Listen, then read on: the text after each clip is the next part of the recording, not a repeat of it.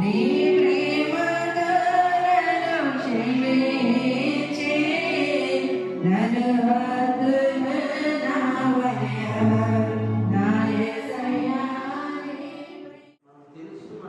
పరిచయిస్తులే ఇవరకు ఇక్కడ కనుకోవడంలోనే ఉంది. కాలేజీలో వారు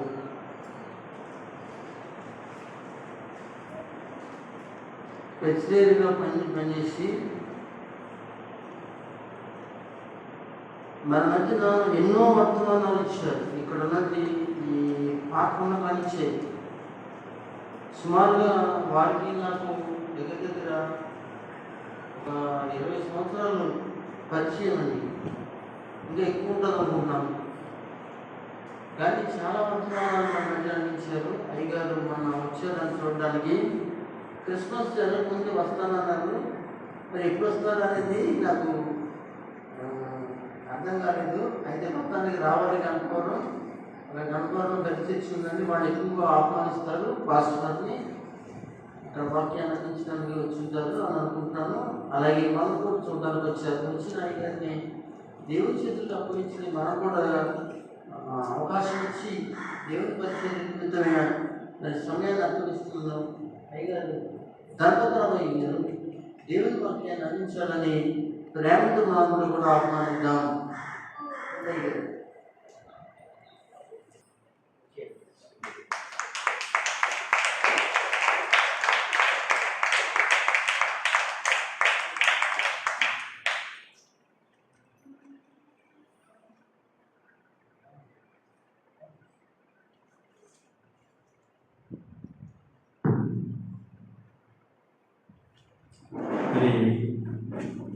సరిపల్లి గ్రామంలో వీరందరూ దేవ సేవకులు పరిస్థితి గారు సహోదరు గారు మరి వారి కలిగిన సంతానం. నేను చాలా చిన్నగా ఉన్నప్పుడు వచ్చాను. బాబు పాప వేళ చాలా చక్కని కార్యక్రమాలు నిర్వహిస్తున్నారు. దేవుని పరిశుద్ధ మార్గంలో నడుస్తున్నారు. నేను అందరూ ఆ మార్గంలో దేవుని మార్గంలో నడుస్తూ ఉన్నాను. చాలా సంతోషం. బహుశా నేను మీలో కొంతమంది నేను ముందు రావడం తెలిసి ఉండిన వారు ఉన్నారేమో అనుకుంటున్నాను. చాలా సంవత్సరాల క్రితం వచ్చాను. మరి దేవుని మార్గం చేత ఈ పరిస్థితి ఈ దేవాలయం మీరు అందరూ నిర్మించుకోవడం చాలా అద్భుతం, ఆశ్చర్యం. ఎందుకంటే దేవాలయ నిర్మాణం అనేది ఈ రోజుల్లో చిన్న విషయం కాదు. మరి చక్కని వాతావరణంలో గతంలో ఎలా ఉండేదో మీకు తెలుసు, నాకు కూడా తెలుసు. మరి ఇప్పుడు దేవుడు అద్భుతం జరిగించారు. దైవగారు సహోదరులు మరి కలిగిన సంతానం ఆస్కారం చాలా ఆశ్చర్యంగా ఉంది, మంచిగా ఉంది, ఆనందంగా ఉంది. చాలా దేవుడు అద్భుతాలు చేసే దేవుడు మన దేవుడు. అందుకే ఆయన ఒక బిరుదు ఇచ్చారు. యెషయా గ్రంథం 9వ అధ్యాయం 6వ వచనంలో ఉన్నది, ఎలయనగా మనకు శిశువు పుట్టెను, కుమారుడు అనుగ్రహింపబడి ఆయన భుజం మీద ఏ భారం అంటే రాజ్య భారం ఉంది. అలాగే పాలుగారు ఆయన సువార్త భారం పెట్టాడు దేవుడు. ఆ సువార్త భారాన్ని ఆయన మోస్తూ మీకు అందరికీ పరలోకానికి వెళ్ళేటువంటి జీవ మార్గాన్ని ఉపదేశిస్తూ ఈ లోకంలో మరి దేవుడు అంటే బలహీనులతో బలమైన కార్యాలు చేస్తాడు. మరి లోకంలో మరి సామాన్య ప్రజల ద్వారా అద్భుత క్రియలు జరిగిస్తాడు. చీకటిలో ఉన్న వారికి వెలుగును ప్రసాదించడానికి దేవుడట దైవజనుల్ని ఏర్పాటు చేశాడు. అంటే దానియేలు గ్రంథము 12వ అధ్యాయము 3వ వచనం ఒకసారి చదివినట్లయితే, అంటే దైవ సేవకుని యొక్క గొప్పతనం ఏమిటో, దేవుని మార్గం వైపు ఎవరైతే నడిపిస్తారో ఈ లోకము అనే చీకటిలో ఉన్నారు. బుద్ధిమంతులైతే ఆకాశ మండలంలోని జ్యోతులను పోలిన వారే ప్రకాశిస్తారు. ఇంకా అన్నారు ఈ మాట చాలా ముఖ్యం. నీతి మార్గం. ఏ మార్గం అనేది? నీతి మార్గం. మార్గం. మార్గాలు ఎన్నో ఉన్నాయి. ఆ మార్గాలు నీతి కలిగిన మార్గాలు కావు. ఈ దేశంలో ఎన్నో రకాలైనటువంటి పూజలు, వ్రతాలు, యాత్రలు, జాతరలు, మరి దీపారాధనలు ఇవన్నీ చేస్తూ ఉంటారు. కానీ భక్తి మార్గాలు ఇవన్నీ కూడా భక్తి మార్గాలే. మహాజ్ఞాని అయిన సొలొమోను ప్రసంగి గ్రంథంలో రాస్తాడు, ఊరికి పోవు త్రోవ ఎరుగని వారే బుద్ధిహీనులుగా తమ ప్రయాస చేత ఆయాసపడుతున్నారు. అర్థమైంది కదా? అంటే ఇవన్నీ భారతదేశంలో ఎంతో భక్తిని ప్రబోధిస్తున్నారు గురువులు, మత గురువులు. కాబట్టి ప్రవచనాలు చెబుతున్నారు. చాగంటి కోటేశ్వరరావు గారు, ఇంకా మరి జరిగపాటి నరసింహం గారు, బహుశా మీకు తెలియదు, తెలిస్తే మంచిది. వీళ్ళందరూ కూడా భారతీయ తత్వశాస్త్రాన్ని ప్రబోధిస్తున్నారు. భారతదేశంలో ఉన్న ఈ పురాణాలు, ఇతిహాసాలు, మరి 4 వేదాలు, అష్టాదశ పురాణాలు, 108 ఉపనిషత్తులు, ఎంతో సాహిత్యము, వాంగ్మయము, మరి ఎంతో ఊకలలుగా ఉంటాయి, దుఃఖానుభూతాలుగా ఉంటాయి.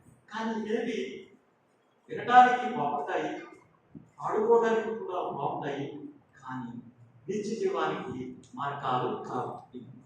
ఎందుకని చెప్తున్నానంటే, నేను ఒక తెలుగు లెక్చరర్గా డిగ్రీ కళాశాలలో సుమారు 30 సంవత్సరాలు పనిచేసి తరపు శ్రీ చిత్తూరు ఎన్నయ్య ప్రభుత్వ డిగ్రీ కళాశాలలో నేను తెలుగు అడాప్టీ డిపార్ట్మెంట్గా చేసి లెక్చర్. 30 సంవత్సరాలు ఈ తెలుగు సాహిత్యాన్ని, పాఠ్యాంశాలను బోధించాను. వీరేశలింగం గారని పిల్లలకు తెలుసు, ఎంతో గొప్ప సాహిత్యం అందించారు. దేశమంటే వట్టి కాదు, దేశమంటే శిష్యుడు, వట్టి మాట కట్టి పెట్టు, గట్టి లేదు. దేశమంటే వట్టి కాదు, దేశమంటే శిష్యుడు. అలాగే భక్తి అంటే పూజలు, వ్రతాలు, కాబట్టి దీపారాధనలు ఇవన్నీ భక్తి అనుకుంటున్నారు. నిజమైన భక్తి ఏంటంటే, యాకోబు పత్రిక 1వ అధ్యాయము 28వ వచనం చూసినట్లయితే, అక్కడ యాకోబు అనే గొప్ప భక్తుడు, దైవ జనుడు, ఆ యాకోబు పత్రికలో ఎన్నో సూక్తులు, సుశబ్దాలు, సామెతలు, ఒక జ్ఞానము అందులో ఇచ్చాడు. భక్తి అంటే ఏమిటి అనేది అక్కడ చెప్తూ అంటాడు, నిజమైన భక్తి ఏదనగా, నిజమైన భక్తి కావాలి. భక్తి భక్తి అందరూ భక్తులే. అంటే క్రీస్తు యేసునందు సద్భక్తితో బ్రతుకును ఉద్దేశించి వారందరూ ఏం పొందుతారు? హింస పొందుతారు, హింసింపబడతారు. చాలా మంది అనుకుంటారు, ఈ భక్తులకి ఎందుకు వస్తున్నాయి కష్టాలు? 12 మంది శిష్యులు ఉన్నారు. ఎవరికి? యేసు క్రీస్తు. చాలా మంది గొప్పవారికి శిష్యులు ఉన్నారు. వివేకానందుడికి శిష్యులు ఉన్నారు, కాబట్టి శంకరాచార్యులకు శిష్యులు ఉన్నారు, మరి ఇంకా చాలా మందికి డిసైపుల్స్ ఉన్నారు. ఆ యేసులో 12 మంది శిష్యులు ఉన్నారు. ఆ 12 మంది శిష్యుల్లో ఒకడైనటువంటి సెయింట్ తోమా, ఏ తోమా? తోమా డౌట్ ఎక్స్ప్రెస్ చేస్తూ ఉంటాడు. తోమా అంటే దోమ లాంటి వాడు అన్నారు. అదే, కానీ గొప్ప డౌట్ ఎక్స్ప్రెస్ చేశాడు. ఏమిటా క్వశ్చన్ చేశాడు? అసలైన ప్రశ్న, అసలైన జవాబు. 14వ అధ్యాయం యోహాను సువార్తలో ఉంటుంది. యేసు ప్రభు వారిని అడిగాడు, అయ్యా మరి మోక్షానికి వెళ్ళే మార్గం చూపించండి మాకు అని అడిగాడు. అప్పుడు అన్నాడు యేసు ప్రభు, అయ్యో తోమా, ఫిలిప్పు, యోదా, అంటే యోదా అంటే ఇస్కారియోతు యోదా కాదండి. అతగాడు చనిపోయాడు, ప్రభువుని అప్పగించి చనిపోయాడు. కానీ ఇస్కారియోతు యోదా కాని యోదాన్ని అక్కడ రాయబడింది. 14. తోమా, ప్రభువా ఎక్కడికి వెళ్ళుచున్నాము? మాకు తెలియదే.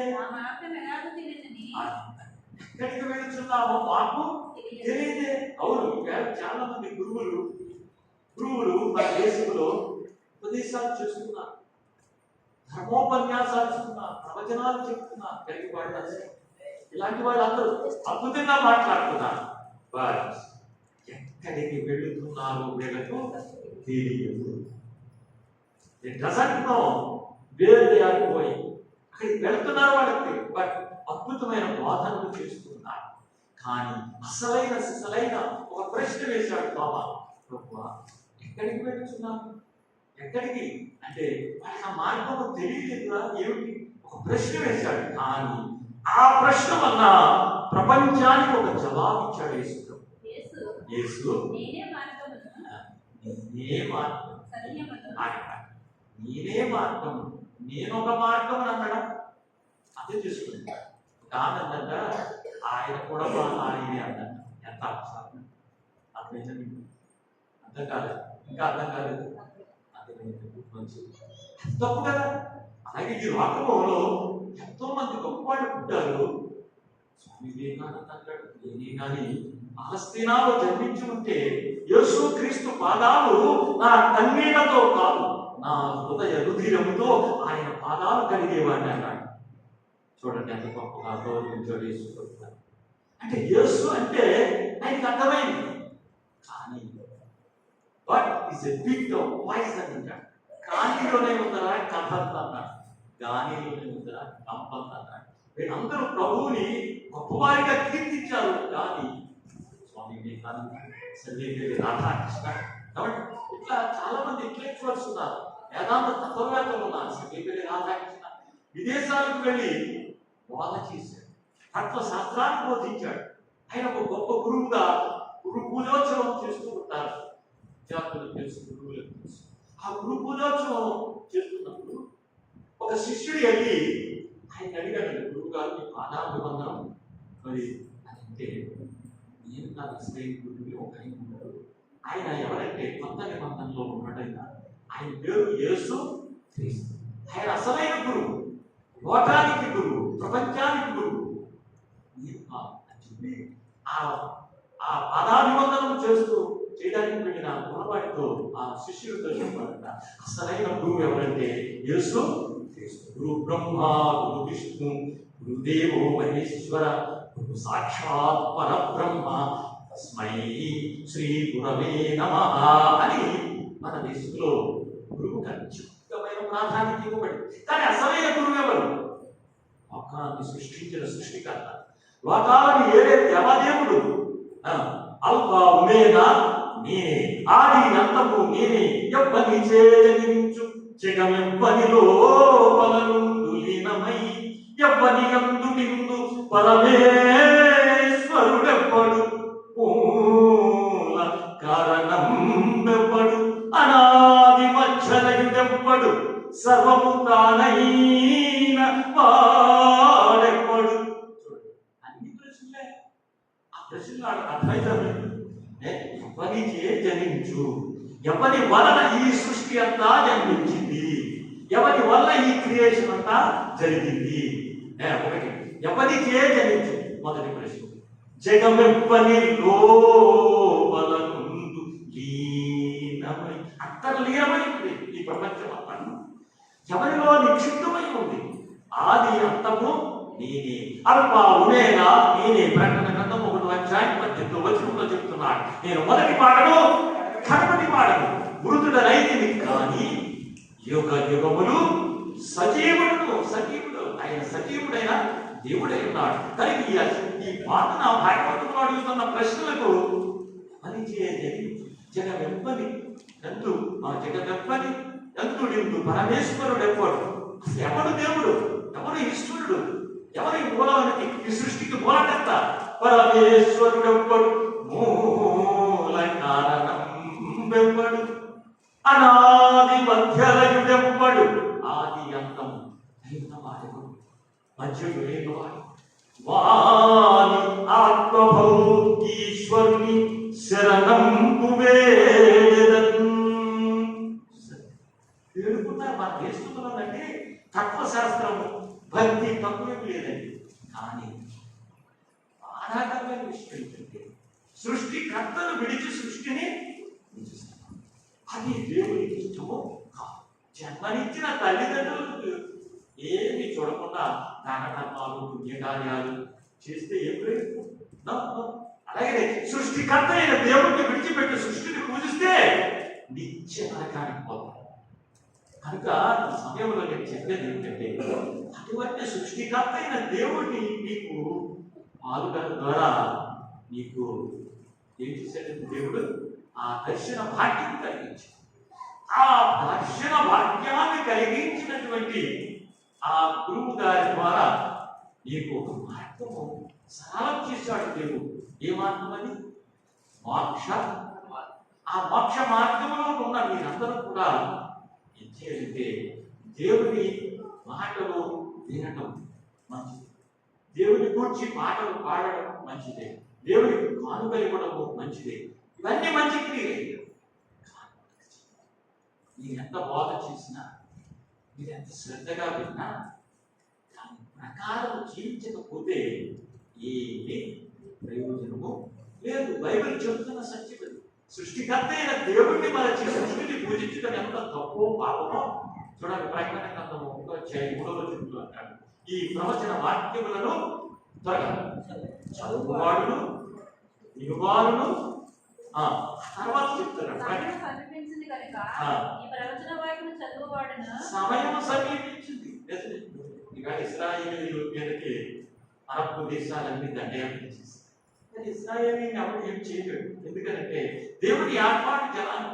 మీరు ఈ గ్రామంలో ఎంతో మంది ఉన్నారు, మీ కొద్ది మంది వచ్చారు ఇక్కడికి. మీకు దర్శనము కలిగి, మీకు ఆ భాగ్యం లభించింది, మీకు ఆ నిత్య జీవానికి మార్గమైన యేసు తెలుసుకున్నారు. కాబట్టి మీరు ధన్యులు. అలాగే అందరితో ఆగిపోదు.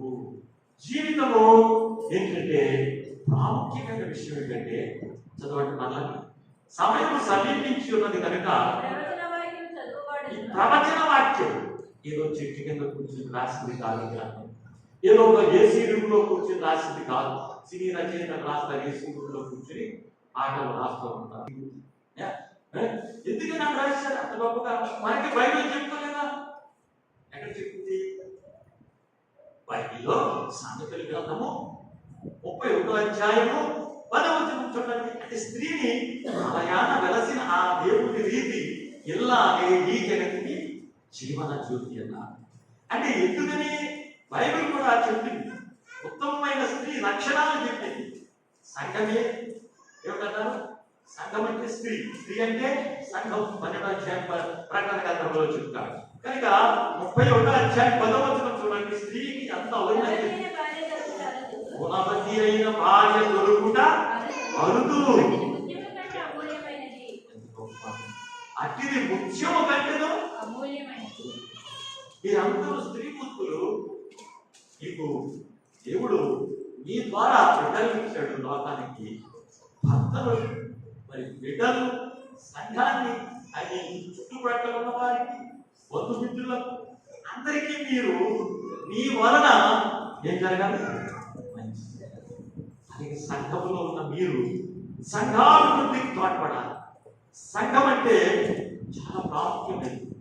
పాటలు పాడటం మనం ఓ సంఘమా సారంగమా పరలోక రాజ్య ప్రతిబింబమా యేసయ్యను ఎదుర్కొనగా ఈ దినాన్ని సిద్ధపడుమా ఓ సంఘమా వినుమా. అందులో కదా సంఘం అంటే ఏమిటి?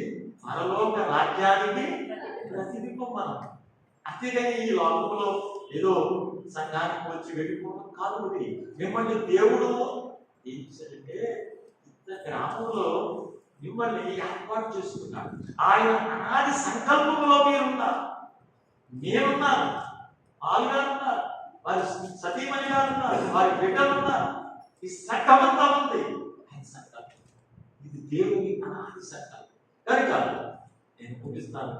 దేవుని యొక్క వాక్యం ఏం చెప్తుందంటే అలా ప్రకటన గ్రంథం 1వ అధ్యాయం 3వ వచనంలో అన్నాడు, ఈ ప్రవచన వాక్యములు చదువువాడు. ప్రవచింపబడింది, ముందుగా చెప్పబడింది. ప్రవచనము అంటే అంటే ముందుగా వచింపబడింది. ఎవరు వచించారు?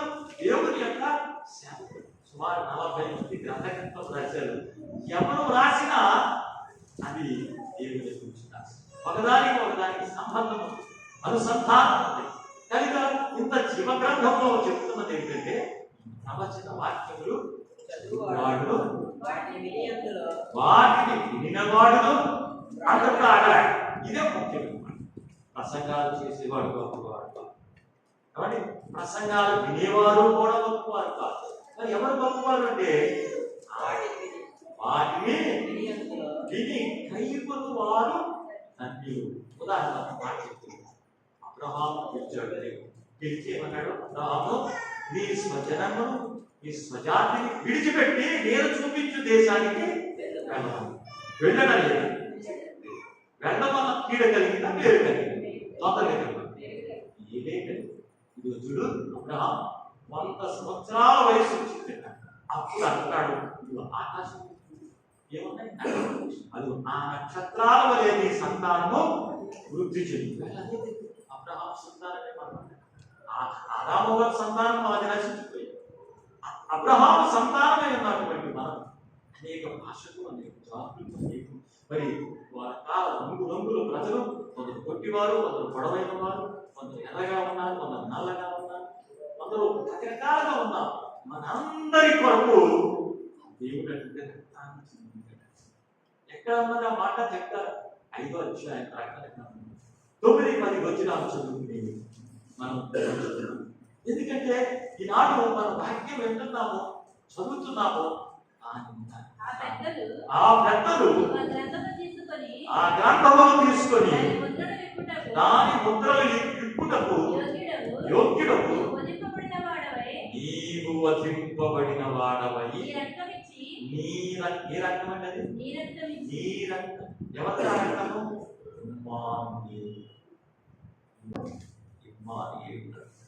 మన కొరకు, నీ కొరకు, నా కొరకు, రాబో తరముల వారి కొరకు, మనకంటే ముందు చనిపోయిన వారి వరకు కూడా ఆయన రక్తాన్ని చిందించాడు. అందుకని అంటున్నాడు, ప్రతి జాతిలో ప్రతి జనం. ఏ జనానికి? మన దేశంలో అనేక వర్గాలు బ్రతుకున్నారు, అనేక కులాలుగా విభజించాలి. కొంతమంది స్వార్థపరులు, దేవుని కొరకు కొన్నారంటే మనుషులకు కొన్నారంట. అందుకనే పౌలు అన్నాడు, మీరు మీ సొత్తు కాదు, మీరు విలువ పెట్టి కొనబడిన వారు. అందుకనే అపోస్తలుల కార్యం 20వ అధ్యాయం 28వ వచనంలో అంటాడు, ఆయన తన స్వరక్తం ఇచ్చి సంఘమును సంపాదించాడు. నీది కాదు, నాది కాదు ఈ సంఘం, కేవలం కాపరులుగా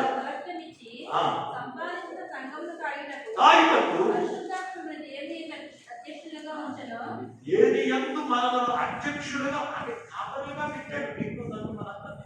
ఇది మనది కాదు, అసలు మన దేహమే మన సొత్తు కాదే. దేవుడికి మీరు మీ సొత్తు కాదు. ఎందుకని ఈ ప్రాణం కాదు, ఈ గుండె చప్పుడు ఒక్క నిమిషం ఆగకపోతే నన్ను తీసుకెళ్ళి ఏం చేస్తారు? సరిగ్గా తీసుకెళ్ళి బరియల్ అంటే ఎవరు మనం?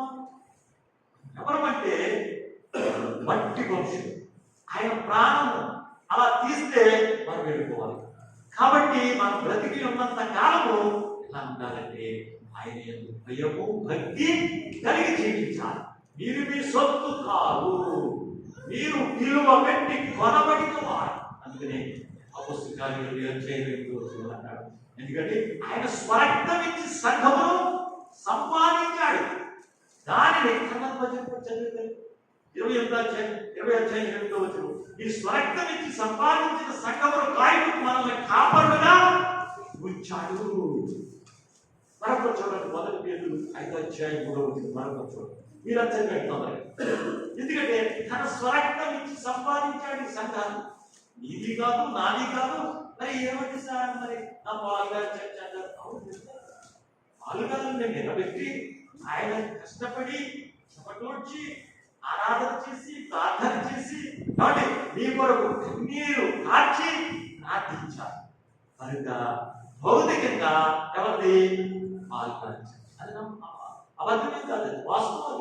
కానీ దీనికి అసలైనటువంటి నాయకుడు, దీని కొరకు రక్తాన్ని చిందించి సంపాదించిన వాడు ఎవరైనా యేసు. అది మర్చిపోకూడదు. దేని యందు అధ్యక్షుడుగా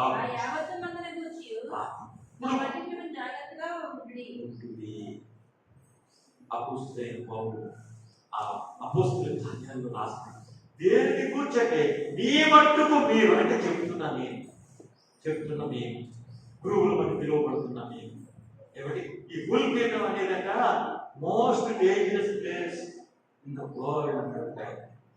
ఈ పుల్పిట్ అనేది ప్రపంచంలో గల ప్రమాదకరమైన స్థలం ఏంటంటే ఈ స్థలం. ఇక్కడ నిలబడి చెప్తున్నానే, ఇది చాలా ప్రమాదం. ఇది ఎంత ముందుగా జన్మించారు, నక్షత్రముల వలె ప్రకాశిస్తారన్నటువంటి ఈయనకే ఒక వార్నింగ్ ఇచ్చాడు దేవుడు. జాగ్రత్త ఏమండి, ఏమిటంటే ఇది కేవలం మనల్ని కాపాడలుగా వచ్చాడు ఇక్కడ. ఈ యావత్తు సంఘమును కాయటం. అయితే దీని నిమిత్తము నీ నిమిత్తము మీరు పంచలేదు కనుక ఈ సంఘము మీద మీరు ఎలా ఉండాలంటే కాపాడులుగా ఉండాలి, అంతేగాని అధికారులుగా ఉండడం. మొదటి పేతురు రాసిన మొదటి పత్రిక 5వ అధ్యాయం 3వ వచనం చదవండి. తొందరగా అయిపోయింది, సమయం నాకు అయిపోయింది. నీకు అప్పగింపబడిన వారిపైన ఏమర్థమైంది? మేము కూడా అర్థం చేస్తున్నాం. ప్రభు అంటే అధికారాన్ని చలాయించేవారుగా ఉండగా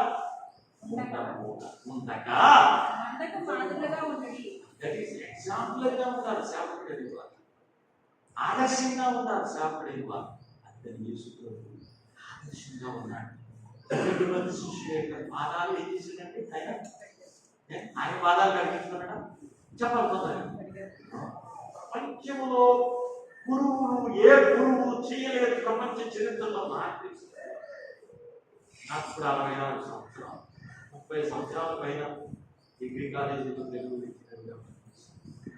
కాలేజీ అంటే డిగ్రీ కాలేజ్. చాలా బోధకులు పెద్దలు గురువుల దగ్గర నేర్చుకున్నాను, చదువుకున్నాను.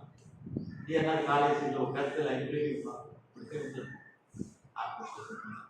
ఎన్నో పుస్తకాలు చదువుకున్నాను. ఈ ప్రపంచ చరిత్రలో ఏ గురువు కూడా పాదాలు శిష్యుల పాదాలు కడిగినట్టు నా గొప్పతనం.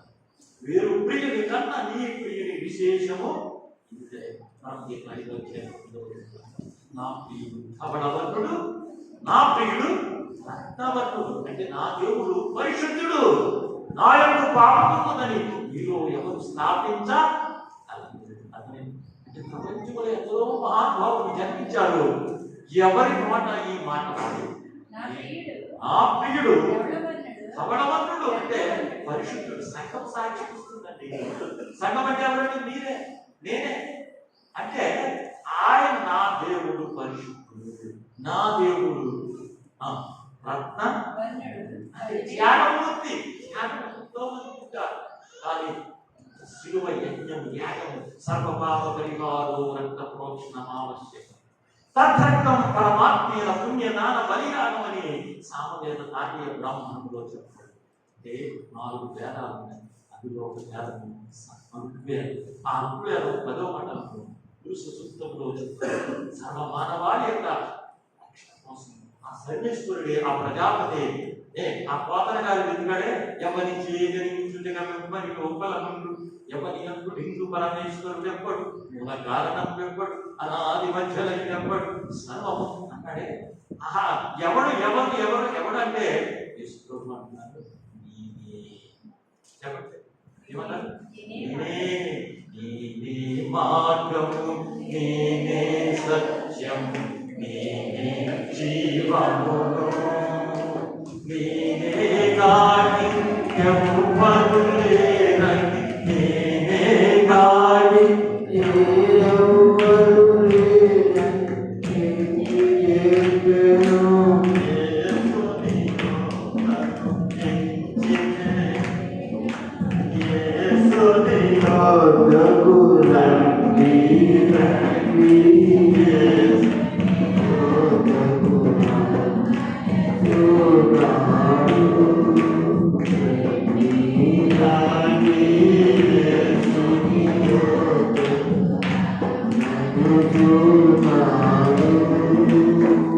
ఎందుకంటే యేసు వద్దకు వస్తేనే మన పాపాలు పరిహారం.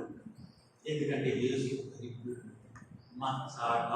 కళంకము లేనివాడు. నా యందు పాపం ఉన్నదని మీలో ఎవరు స్థాపించగలరు?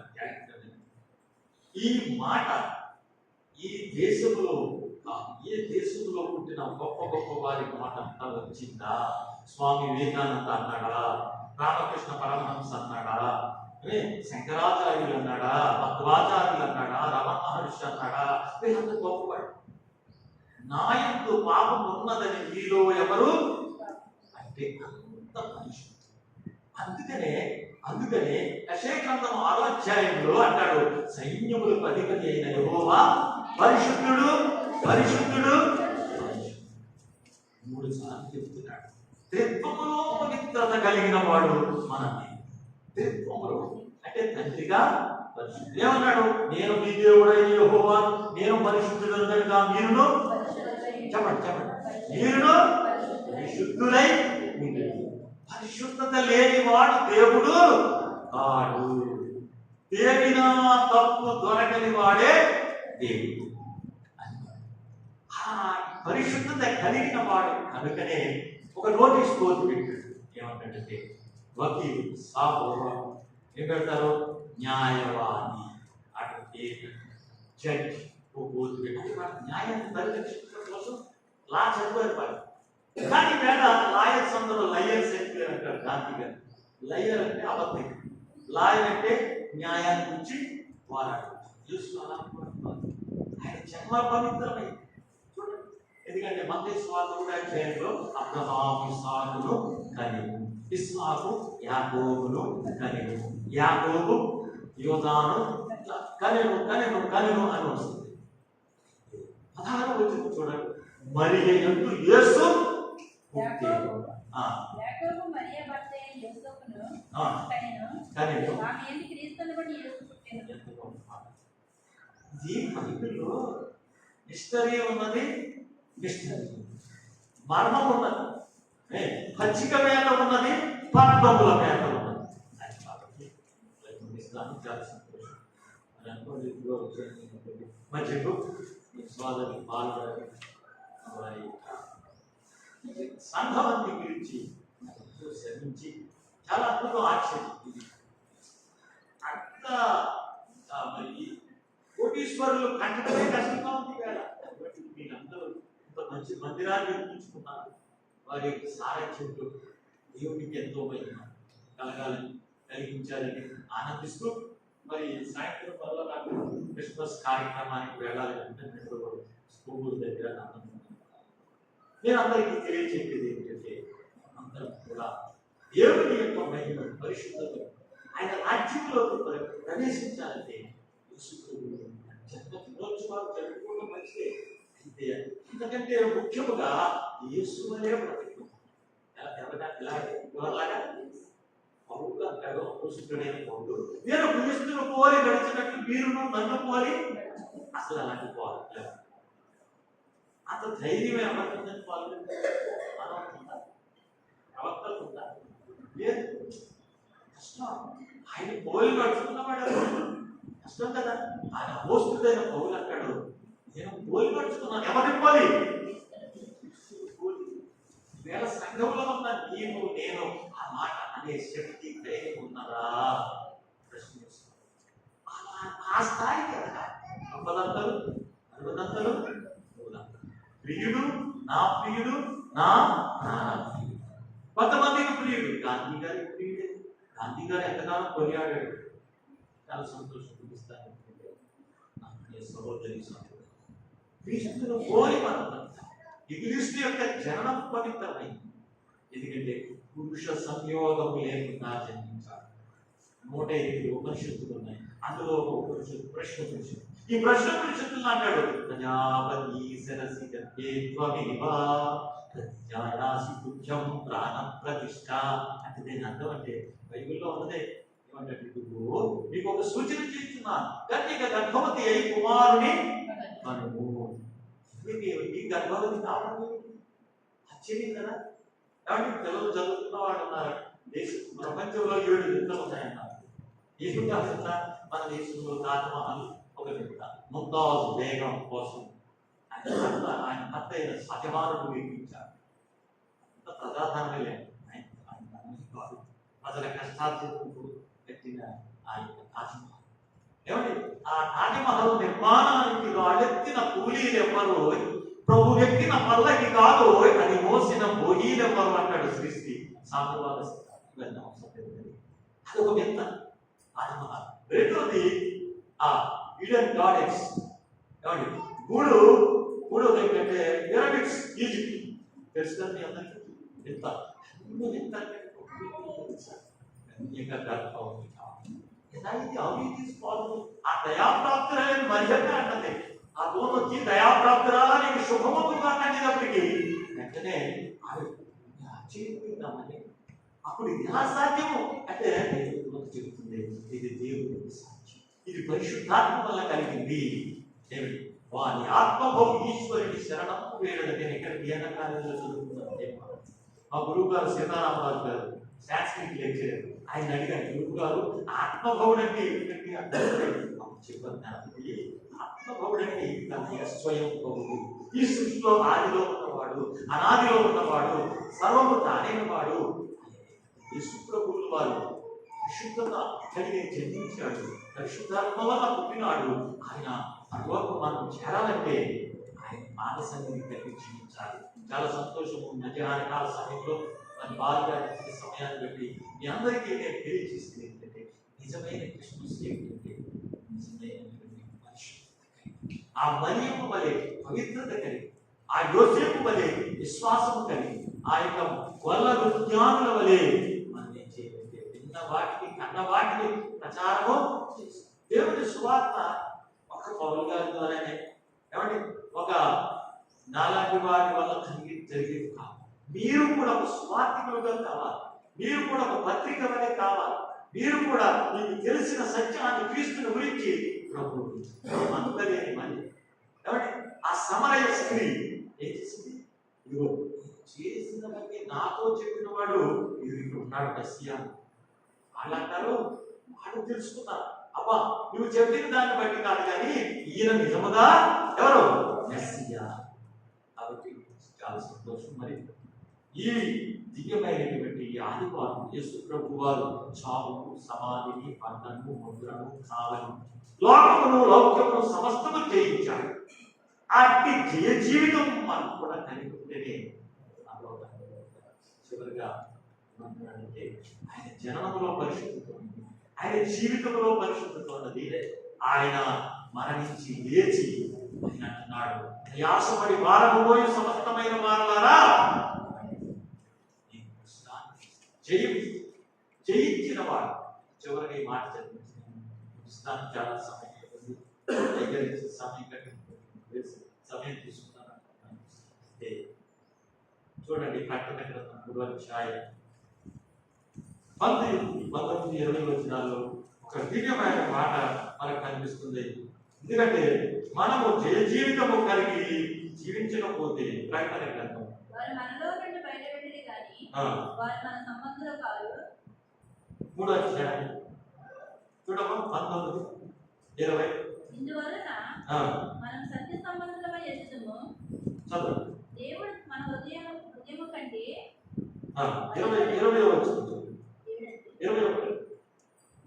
3వ అధ్యాయం 20. నేను జయించి నా తండ్రితో కూడా ఆ సింహాసనంలో కూర్చుంది ఉన్న ప్రకారం జయించిన వారిని నాతో కూడా సింహాసనంలో కూర్చుండనిచ్చిందని. అంటే ఈ లోకంలో మనం జయించి అపవాదిని చేపట్టాలి, ఉపవాసం చేశాడు 40 రోజులు యేసుప్రభు చేసి సాతాను చేత శోధించబడ్డాడు. ఆ సాతాను ఏమంటుంది? ఏమిటంట, ఎత్తైన కొండ మీద తీసుకెళ్ళి ఈ రాజ్యాలన్నీ నీకు ఇచ్చాడు. ఏమన్నా నాకు కొడుకు దేవుడు ఇక్కడ నెవర్ ఈ దేవుడైన యెహోవా మరి ఎవరికి మొక్కకూడదు. సాతాను కొడుకు మొదటి విజయం ఆయన. రేపు ఇదిగో అక్కడితో బాధపడుతున్నాం కదా, 40 రోజులు ఉపవాసం చేశావు కదా, తెలుసు నీకు అద్భుతాలు ఉన్నాయి, నీకు శక్తి ఉంది, నీవు దేవుడి కుమారుడు. ఈ రాగను ఏమన్నది విరోధులుగా చేసుకోవాలి చేశాడు. అంత గొప్ప దేవుడు గుడ్డివానికి పాటించాడు, గుడ్డివానికి కనిపించాడు, మగవాడికి నోరిచ్చాడు, చివరికి చిక్కిపోయిన లాజరును లేపాడు, తానే మరణించి తిరిగి అంత గొప్ప దేవుడా. మరి రొట్టెలు చేసేట్టుగా నెవర్ నెవర్ అంటాడు. ఓ సాతాను, మనుషుడు రొట్టె వల్ల మాత్రము ఎలా జీవిస్తాడు? దేవుని నోట నుండి వచ్చు ప్రతి మాట వల్ల జీవిస్తాడు. ఆయన అన్నాడు, లాజరు లేచి నమ్ము అన్నాడు. చనిపోయి 4 రోజులు సమాధిలో ఉండి కుళ్ళిపోయిన ఆ దేహము అనుకున్నాం. వచ్చాడండి. అంటే ఆయన మాటకి ఎంత శక్తి! ఆ మాటలో దేవుడు తండ్రి అయిన దేవుడు ఆయన ఇచ్చిన విషయం. లాజరు లేచి గాలి తుఫానుని గద్దించాడు. ఏమైంది? ఎన్నో అద్భుతాలు మనకు కనిపిస్తాయి. దానియేలు గ్రంథంలో అంటాడు, మునుకోలల వలె ఉన్నది అంటాడు. నాలుల మాట ఎలా ఉంటాయంటే మునికోలల వలె. అంతేకాదు, బంగారు పళ్ళెములో, వెండి పళ్ళెములో ఉంచబడిన బంగారు పట్టులు పెట్టి పెడతాడు. నాలుగు యేసయ్య మాటలు ఎంతో శక్తి కలిగిన మాటలు అంటారు. అదే దేవుడు చెప్తున్నాడు, జయించినవాడు సాతాను జయించాడు. ఆయన జయించాడు దగ్గర తండ్రి సింహాసనం మీద ఉన్నాడు. ఏమన్నాడు? 3వది, men cannot live by bread alone. He can live every word of God. దేవుని మాట వినవచ్చు, ప్రతి మాట వల్ల మనుషులు జీవిస్తారు. మహాత్మా గాంధీ అన్నాడు, యేసు ప్రభు మాటలు నన్ను ఎంతగానో ప్రభావితం చేశాయి. యేసుక్రీస్తు కొండ మీద చేసిన ప్రసంగం ఏంటా ప్రసంగం చెప్పండి? 5వ అధ్యాయం అంటాడు, హృదయశుద్ధి గల వారు ధన్యులు, వారు దేవుని అన్నాడు. ఎవరు చూడలేదని ఉంచలేదు. యేసయ్య అంటాడు, నీలో హృదయశుద్ధి, నువ్వు ఖచ్చితంగా దేవుణ్ణి చూస్తావు. ఇంకేమన్నాడు? దుఃఖపడు వారు నీతి కొరకు ఆకలి దప్పులు గలవారు ధన్యులు, వారు తృప్తి పరచు. ధన్యత అష్టవాక్యాలు ఇలా చెప్పుకున్నాడు. యేసుని విషయాలు ఎరుగని మాకు ఎక్కడ ఉందంట, కానీ యేసులో చేరని వాళ్ళు ఎంతో ఉన్నారు. యేసునామ స్మరణ చేయండి భూలోకులారా, యేసునామ స్మరణ చేయండి. యేసునామ స్మరణ వలన ఎన్ని కష్టమైన తొలగును. యేసునామ స్మరణ వలన ఎన్ని వ్యాధి అయిన పోకును.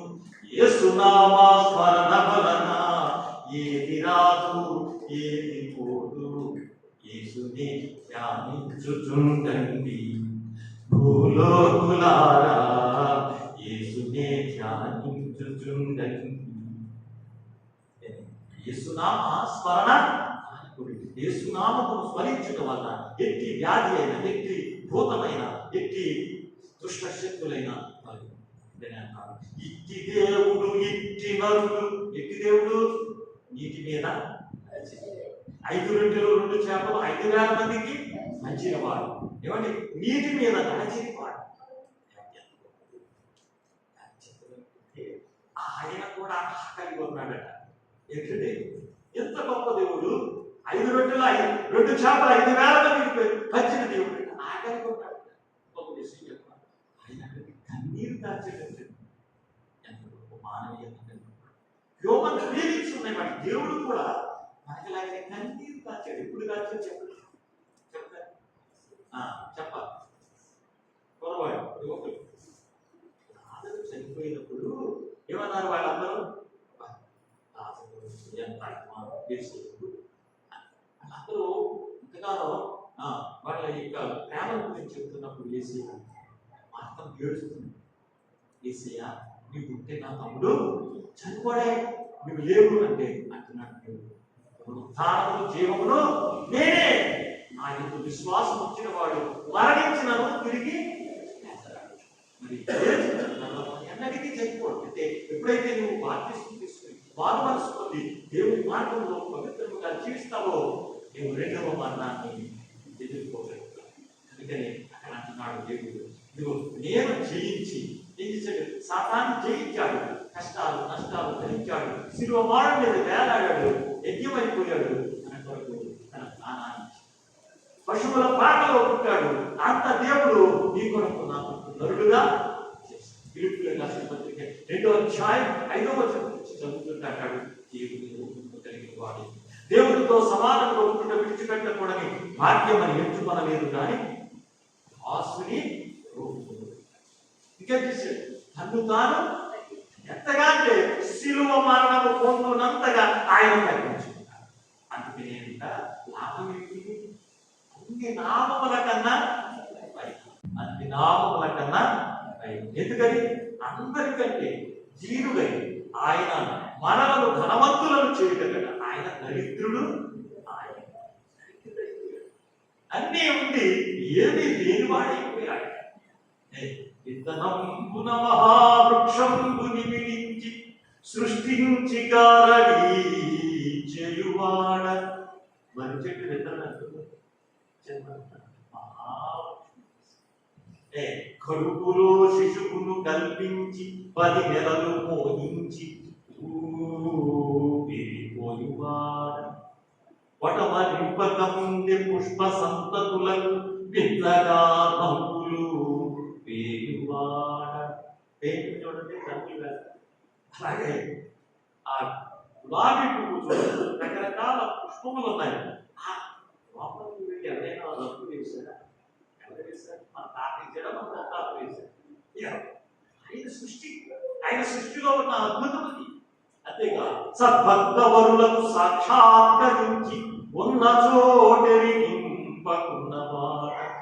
చిలువ గొప్పకుడని సృష్టించి మాకిచ్చి. అంటే ఎంతో ప్రేమతోనట దేవుడు లోకమును ఎంతో ప్రేమించాడు కనుకనే మనకు అవసరమైనది ఇచ్చేసాడు. ఈ ఆక్సిజన్ ఉంది, ఈ గాలి ఉంది, ఇది లేకపోతే మనిషి బ్రతుకుతాడు. జీవితాంతమైపోతుంది కనుక ఈ గాలినిచ్చాడు, నీటినిచ్చాడు, ఆ సూర్య రశ్మినిచ్చాడు. ప్రకృతిలో అన్ని మనకి ఎవరి గాలికి ఎవరైనా పన్ను కడుతున్నాడు. పన్ను కడితే అసలు బ్రతుక మాత్రం ఎంతకి కట్టాలి కనుక దేవుడికి అన్ని మనకి ప్రేమతో ఇచ్చాడు. అంటే దేవుడు లోకమును ఎంతో ప్రేమించిన అందరూ తాగలేదు కాక తన అద్వితీయ కుమారుడిగా పుట్టిన వారి యందు విశ్వాసముంచు ప్రతి వాడును ఎవరి ఏంటంటే కుమారుడు కుచ్చితాన్ మారయాతి కుమారహాట. అంటే చెడులు బాగా వాడే కుమారుడు. ఈ కుమారుడు కాదు ఎవరా కుమారుడు? కీర్తన గ్రంథం 2వ అధ్యాయంలో 12వ వచనంలో ఉంటుంది. కుమారుడు గుర్తు పెట్టుకుని లేని ఎడల ఆయన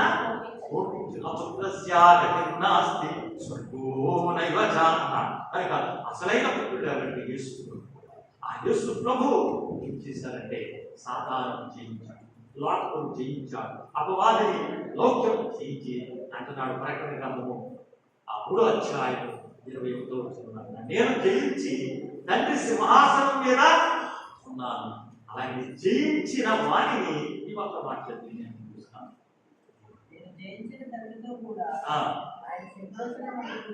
ఆయన సింహాసనం మీద ఎందుకంటే ఈ ఆదివారం ఆరాధన, ఈ స్వార్థ ప్రకటన లేదు, ఈ కరపత్రాలు పంచలేదు, ఈ టీవీల్లో ఏమంటే అనేక ఛానల్స్ లో యేసు ప్రభు దేవుడు నమ్ముకోండి మీకు పరలోక రాజ్యం వస్తుంది అని చెప్పడం ఎందుకు? అంటే ఆ సింహాసనం మీద నీకు నేను కూర్చోవడం కోసం. ఫలితం లేదు కదా. ఫలితం లేకపోతే ఏమైనా చేస్తారా? రసము లేని పొలము, వాసన లేని పువ్వు, ఉదవర్గము లేని పురము, ఓంకారము లేని మంత్రము, వాక్చమత్కారము లేని తెలివి, వదగాని వీర బ్రహ్మయ్య సింగధీమని. రసము లేని పొలము. ఎందుకు ఉద్యోగం చేస్తాము? జీతం మాట్లాడి చేస్తారంటే కాదు. రసము లేని పొలము ఎందుకు? అలాగే నిత్య జీవము లేని కనిపెందుకు? తనకనే దేవుడు అంటున్నాడు, నేను జయించి తండ్రి సింహాసనం మీద కూర్చున్నట్లుగానే జయించిన వారిని జయించడం లేదు. సాతాన్ని జయించాడు, సమాధిని జయించాడు, సమాధి మీద ముద్ర జయించాడు, చావును జయించాడు, సమాధిని జయించాడు, బండను జయించాడు, బండ మీద ముద్రను జయించాడు, లోకము లౌక్యం జయించాడు. ఆయన జయించాడు. ఇందాకనే గురజాడ అప్పారావు గారు అన్నాడు, ఒట్టి మాటలు కట్టి పెట్టు గట్టి అన్నట్టు. యేసు ప్రభు ఒట్టి మాటలు ఏం చెప్పలేదు. ఆయన ఏదైతే చేశాడో దాన్ని, ఏదైతే చెప్పాడో దాన్ని చేశాడు యేసు. అదే కదా, నీ శత్రువును ప్రేమించు, నిన్ను హింసించి వారి వరకు ప్రార్థించు అన్నాడు. ఎక్కడన్నాడు? ఇక్కడ అన్నాడు. యోహాను యోహాను సువార్త, మత్తయి సువార్త 5వ అధ్యాయం 42-43 వచనాలు అంటాడు. నీ శత్రువును ప్రేమించు, నిన్ను హింసించు వారి వరకు సిలువలో వేలాడుతున్నాడు. నేను ఈ మాట చెప్తాను. ఈ యొక్క వారి సిలువలో వేలాడుతున్నాడు. ఆపాద మస్తకము, రక్తసిక్తము, కన్నులు తెరవడానికి కూడా ఆ కనురెప్పలు ఇలా పిచ్చుకోవడం లేదు. ఎందుకంటే ఆయన అంతగా హింసించారు. అంతగా హింసించారంటే వాళ్ళని ఓపిక లేక విడిచిపెట్టారంట. ఆ యూదులైనటువంటి తిట్టగలిగిన తిట్లన్నీ తిట్టి పెట్టగలిగిన హింసలన్నీ పెట్టి కరెక్ట్గా అక్కసంతయు క్రక్కి విశ్రమించి యూదులు ఓపికను జారి అర్థమైపోలేదు. ఏమర్థమైంది? ఓపిక లేకపోతే యేసుప్రభుని పట్టడం చూసారంటే ఎంతగా హింసింపబడ్డాడు. ఎంతగా నీ కొరకు నా కొరకు హింసింపబడ్డాడు. నీ కొరకు నా కొరకు అందరినీ హింసింపబడ్డాడు. 50వ గ్రంథం యెషయా గ్రంథం 50వ అధ్యాయం 6వ వచనంలో అంటాడు, ఆయన ముఖం అంటే చెట్టుకి రాయవలే మరి ఇవన్నీ చెప్పాలి. చాలా విషయాలు ఉన్నాయి, చాలా ఓపికతో విన్నారు అందరూ. కనుక ప్రభువు జయించినట్టుగా మనం కూడా జీవిస్తే ఏముంటుందంటే జయించిన వారిని నాతో పాటు ఎక్కడ కూర్చోబెట్టుకుంటాడు? సింహాసనం మీద గ్రాసము లేని కొలువెందుకు అంటే జీతం లేని ఉద్యోగం ఎవరైనా చేస్తాడు. అలాగే ఈవేళ దేవుడు మనము ఒక గొప్ప బహుమానం ఇస్తారు. యోహాను సువార్త 14వ అధ్యాయం అంటాడు, నీ హృదయం కలవల దేవుని యందు విశ్వాసం ఉంచుతున్నారు, నా యందు విశ్వాసం. ఒకే రాకడలో 2 రాకడల గురించి చెప్పాడు. నా యందు విశ్వాసం, నేను మరలా వచ్చి ఏం చేస్తాను మిమ్మల్ని కనుక ఎక్కడికి తీసుకెళ్తాడు? ఆయన కనుక ఆయన ఉండే స్థలం ఏంటంటే తండ్రి సింహాసనం. ఆ తండ్రి సింహాసనంలో నీవు నేను పొందాలంటే ఆయన జయించినట్టు. ఏం జయించాడైనా? పాపములు జయించాడు, సాతాను జయించాడు, మరణమును జయించాడు. ఇక ఆయన జీవితమే జయ జీవితం. అందుకని జయరాజు అనుకుంటాడు. జయరాజైనా జయరాజు, జయశీలుడు అంటే నిలము కూడా జయించాలి. ఓ గలతీయులారా, ఇంకా ఇంత అవివేకులుగా ఉన్నారా మీరు? మూలపాఠాలు మీకు చెప్పవలసి వస్తుంది అన్నట్టు. ఎందుకంటే ఆ వెరయా సంఘం వాళ్ళ అపోస్తల కార్యాలలో 17వ అధ్యాయంలో ఉంటారు. అది చాలా గొప్పవారట. హెబ్రీ స్త్రీలు, ఐగుప్తు స్త్రీల వంటి వారు క్రైస్తవులమైన మనము వెలుగు కలిగి ఉండాలి. ఆ యొక్క వెలుగు కలిగిన జీవితమే బుద్ధి గల కన్యకల జీవితం. ఆ బుద్ధి గల కన్యకల వాళ్ళ జీవితం ఉంటుంది. యేసయ్య వాళ్ళ జీవితం ఉంటుంది. ఆయన వచ్చినప్పుడు మేఘాలు వచ్చినప్పుడు మనం కూడా ఆ యొక్క మరి 1 దశలోనికే 4వ అధ్యాయం 18 మనం చూసినప్పుడు అద్భుతమైన మాట ఉంటుంది. ఆయన మేఘాలు కూడా వస్తున్నాడని 1 కొరింథీ 15వ అధ్యాయంలో ఉంటుంది. ఆయన రెప్పపాటులో మనము ఏమైపోతాం? ఆ రెప్పపాటులో నిప్పువలే ఇలా నివసించినావా, ముప్పేగా మిగిలినచో తిప్పలు పడలేవు కదా. ఏ ఖడియలో ఏ గంటలో యేసయ్య వాచునో. ఎప్పుడు వస్తాడో మనకే దొంగలే వస్తానన్నాడు. నీకు ఎలా ఉండాలి? జాగ్రత్తగా వెలుగు వద్దాయి. ఆయన రాకడ సిద్ధపడి వాటిని క్రీస్తు ప్రభు జయించినట్లుగా మనం కూడా కామ, క్రోధ, మోహ, లోభ, మల ఆశ్చర్యములని శరీరాశ, నేత్రాశ, జీవపు నామములు కలిగి ఉండకుండా వాటిని జయించి ప్రభువు సింహాసనం మీద మనకు కూడా కూర్చుండే భాగ్యం ఆ క్రీస్తు ప్రభు పడే చివరి నెలలో మనం ఉన్నాం. ఏదనేది చివరి నెల, 12 నెలల సంవత్సరం. ఈ చివరి నెల ఈరోజు 22వ. ఇంకా ఎక్కుందండి ఈ నెలకి 9 రోజులండి, 31 నెల. మరి చివరి పాత సంవత్సరాన్ని విడిచిపెట్టి వెళ్ళిపోతున్నాం. ప్రభువు ఇంకా మనము ఆత్మలో ఉన్నట్టు, ఇంకా మనము మరి శరీరాశ, నేత్రాశ, జీవ కూడా వాళ్ళే కలిపి బ్రతికితే ఆ సింహాసనం మీద కూర్చోటమా అంతా ఆయన వల్లే మనం జయ జీవితాన్ని. గలతీ పత్రిక 5వ అధ్యాయం 19వ వచనంలో అంటాడు, శరీర కాటి స్పష్టములై చదువుకోండి. ఆత్మఫలాలు చెప్తాడు 22వ వచనం. ఆత్మఫలాలు ఏమనగా చెప్పండి? ప్రేమ, సంతోషము, సమాధానము, దీర్ఘశాంతము, దయాత్వము, మంచితనము, అంటే విశ్వాసము, సాత్వికము, ఈ నిగ్రహం అనేది ఆశా నిగ్రహం లేకపోతే మన కాదు ఒక ఎందుకంటే ఆశా నిగ్రహం లేకపోతే ఆ చూసి అవ్వం ఏం చేసింది, తినేసి తినడం వల్ల వచ్చింది ముసలికం ఏమిటి, ఉప్పు, పాపము, సంతాపం. పాపము వల్ల వచ్చు జీతము, ఆ మరణాన్ని తీసివేయడం కోసమే కడబట్టి ఆదాముగా యేసయ్య వచ్చాడు, జయించాడు, సింహాసనం మీద ఆశ్రయుడైనాడు. మనల్ని కూడా నన్ను వెంబడించువాడు చీకటిలో కాక చెప్పండి జీవము, ఆయన లోకాన్ని వెలుగు ఇవ్వడానికి వచ్చాడు. అదే లోకాన్ని జయించడానికి వచ్చాడు. నువ్వు కూడా వెలుగు కలిగి వెలుగు ఫలము కలిగి మంచిదా దయ ఈ ఫలాలన్నీ కలిగి దేవుడు అక్కడకు సిద్ధపడే భాగ్యం, ఆయన సింహాసనం అధిరోహించే భాగ్యం క్రీస్తు ప్రభు మనందరికీ అనుగ్రహించారు. మరి సమయాన్ని ఇచ్చిన దైవజనులకు పౌలయ్య గారికి వందనాలు చూపిస్తున్నారు. సెలవు మీ అందరికీ ప్రార్థన. ప్రభువా చెప్పబడిన ఈ మాటల్ని ప్రేమతో శ్రద్ధతో స్వీకరించి జయించడం ఉంటుంది. నీవు జయించినట్లుగా మేము కూడా ఈ లోకాన్ని జయించిన శక్తి అనుగ్రహించమని మా సొంత బుద్ధితో మా సొంత శక్తితో ప్రభువా మేము ఈ లోకాన్ని జయించలేము కనుక మీ మీద ఆడుకొని మీ మాటలు విన్న మరియమ్మ వలె మాతృ వలె దేవా పరిశుద్ధుల వలె ఈ రాకడకు సిద్ధపడు భాగ్యం మాకు దయచేయండి. చేసియుడైన యేసు నామమున అడుగుచున్నాము తండ్రి. ఆమేన్. ఆమేన్. అందరికీ